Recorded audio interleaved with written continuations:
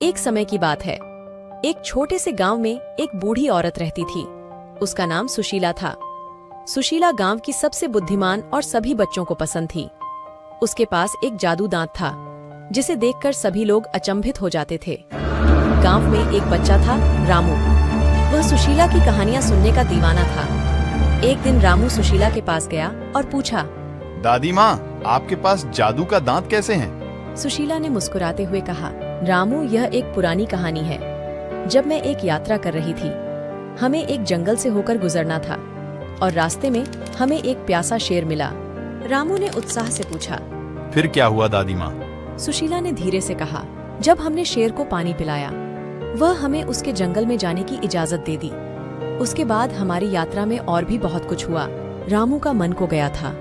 सुशीला की कहानियों में धीरे धीरे वह सुशीला के पास हर दिन आने लगा, उसकी कहानियों को सुनने के लिए। सुशील ने रामू को और भी अधिक आकर्षित करने के लिए कहानी में और जादू भर दिया। उसने एक बार एक जादुई दांत की कहानी सुनाई, जिसने एक लाचार राजकुमार को एक खोज में उसकी अद्भुत खजाने पर ले जाया गया।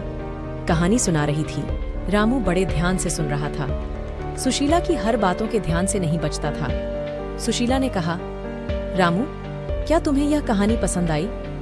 रामू खुशी से भरी आंखों से बोला, हाँ दादी माँ, मुझे यकीन है कि आपका जादू दांत सच में जादुई है। सुशीला मुस्कुराई और बोली, रामू, हर किसी के अंदर एक जादू होता है। वह जादू है उसकी भलाई करने की क्षमता। तुम्हारे अंदर भी वह जादू है?